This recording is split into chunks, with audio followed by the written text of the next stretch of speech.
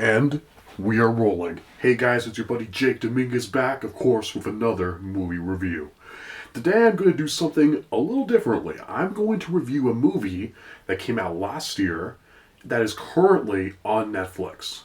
And I saw it, was really blown away by it, and so I'm going to give this review so I can recommend that all of you guys watch it, because it was really something.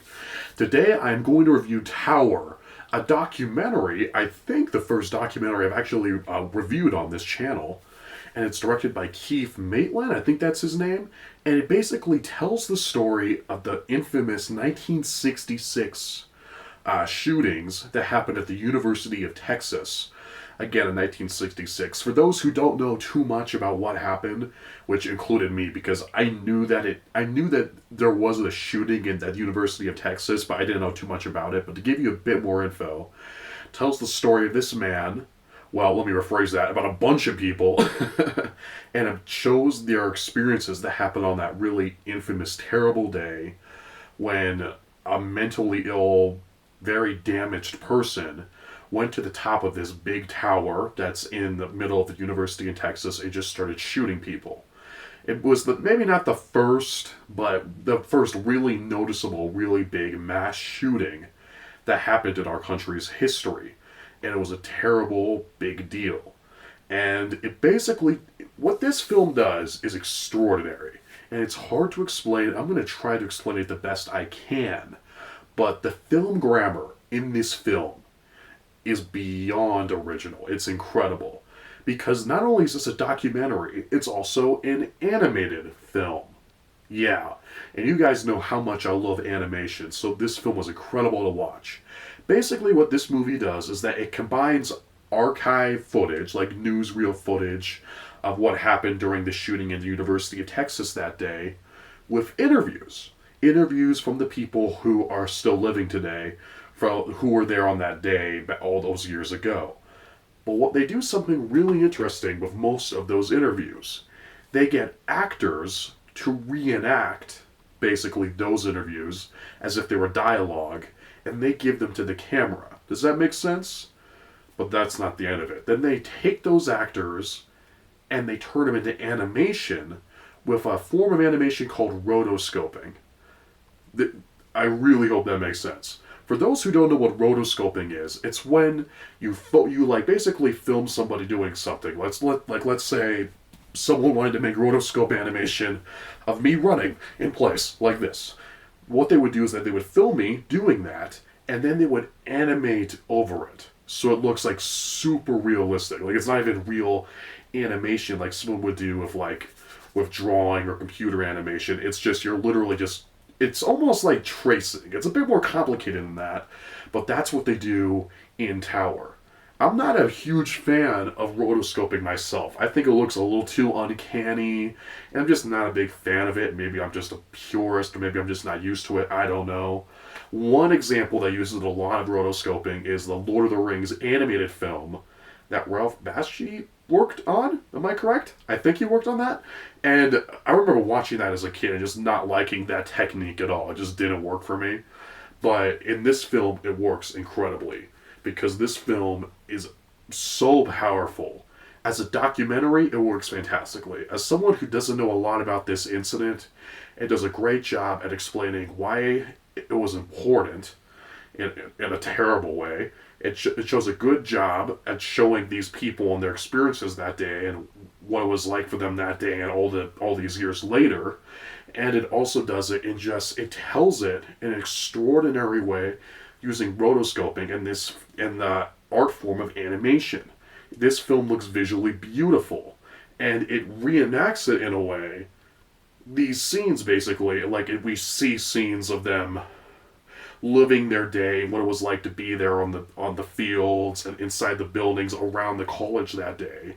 And it's not just like a normal reenactment we see in other documentaries where it seems really corny, you can tell it's fake. In this case, using the form of animation and using imitation of reality, it just almost makes it more real, if that even makes sense. It's incredibly powerful, and it is visually beautiful. The animation looks great. As someone who doesn't like rotoscoping very much, I was blown away by how really beautiful this film looks. but it goes beyond the visuals themselves. What happened that day is very harrowing. This is not a fun movie to watch per se. It is as a documentary, yeah, it's a little different from, say, something like a Star Wars or Fast and the Furious film, where you're just sitting and watching a movie to have fun. It's a little different than that. It's about watching real people, something that happened in real life, just using the other techniques of filmmaking to do so to tell the story. In this case, this is a very harrowing, terrible event that happened in our history that shaped the rest of America's history going forward. So it is very scary to watch when you listen to these people and what happened that day. It's harrowing. That's the word that just kept on coming to mind. It was a harrowing movie. It was a scary movie. I was on the edge of my seat the entire time because some people chose to react very bravely to it. Some openly admitted to being kind of cowardly during it, and who would blame them? But at the same time, this movie is also very inspiring because you find out how people reacted to this situation, just like I said earlier, in a very brave way, and what they did to make sure they survived this complete situation of mayhem. I mean, the person just went there to kill people. And I can't think of anything more terrible and evil than that. And how people responded to save others and how they chose to survive and all of that is actually pretty inspiring. It reminds me of some of Peter Berg's movies like Deepwater Horizon or Patriots Day. Like, have you guys seen those movies, or Lone Survivor? Like, that's a big theme in all of his movies, if you've seen those. And basically, acts of charity and caring about others in response to disasters. Just instant, I gotta help somebody else and not just me. That's a big theme in this film, and it works incredibly well. So as hard to watch as it is sometimes, it's also really inspiring. This was a powerful film. The film grammar is incredibly unique, and it works incredibly well. It never really felt like a gimmick. It just felt like a genuine, natural response to this story into the film. And I loved it. I thought this was an absolutely great film. Now, in terms of any flaws I have with the movie, Tower's not the kind of film where you just nitpick certain different flaws. I mean, it just kind of is what it is. It's a documentary that uses these other, art forms in the medium of filmmaking to tell one story, and it works incredibly well. Even though I personally loved the animation style, maybe some will be distracted by it. I'm sure that's possible. I don't find it distracting. I think it worked incredibly well. But maybe that'd be someone's reaction to it. I guess if my main flaw with Tower, if I have one criticism of it, is that I did want a little bit more. How at the end of the documentary, or most documentaries, that kind of shows what happened to the subject of the film, over the years, after the documentary was finished shooting or something like that. That whole kind of cliche, where did they go from there? That's pretty normal in a lot of documentaries. And they definitely do that here. They interview tons of people, probably way more than they're even allowed to put in one feature-length film.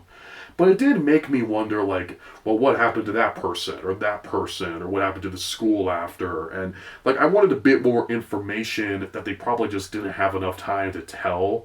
One big thing that this movie chooses to do, which on one hand I would totally respect the filmmakers for doing, but also kind of makes me wonder, is that they specifically choose to not talk a lot about the killer.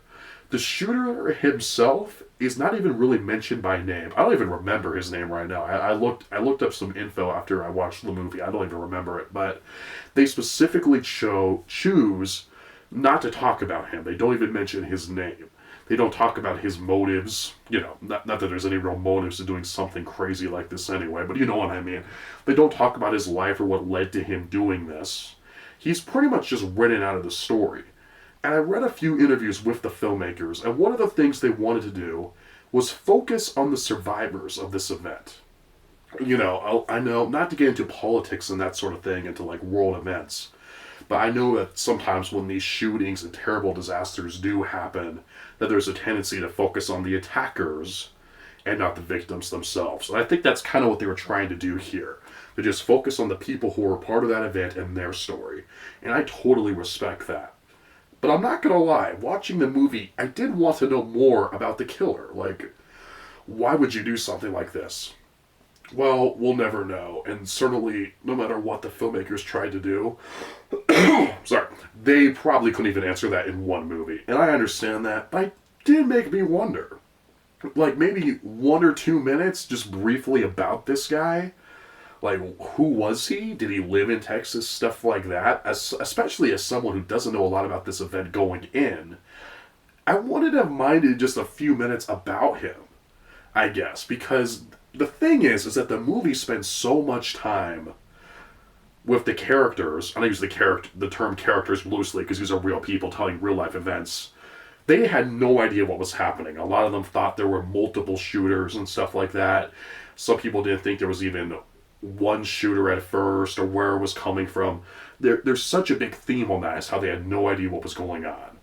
And so when we get to the end of the documentary and it chooses not to focus on that one aspect of the real life event, it does seem a little off-putting. And maybe it wouldn't have hurt if they added at least 1 or 2 more minutes just on that. I don't know. It just makes me wonder. But either way, I thought this was an incredible movie. I was blown away by it. I mean, I just sat down and just watched it just as an experience. It was really powerful. It was really inspiring. And it makes you wonder, in a situation like that, what would you do? What would I do if I was in that situation? Would I try to save other people? Would I just run and get out of there? Would I be too scared to even move? Would I die, to put it bluntly? I don't know. Movies like this make you ask kind of hard to ask questions like that sometimes. And the thing is, not to be sad, but this is the norm. This was the movie shows how this was the first in a series of similar shootings that are still happening to this day. And it's almost become normalized. It's almost hard to become shocked and saddened by it when we hear these events happen in the news because we're so used to it, which is a terrible position to be in. So this movie, I guess it reminded me that, we're not statistics, we're not news stories. There are victims and people who suffer when evil, meaningless events like this happens.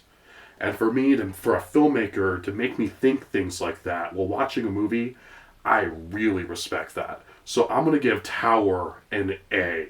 A solid A. It is a great movie. I would highly recommend checking it out. It is on Netflix right now. So if you guys got Netflix, go ahead and watch it. I would highly recommend it.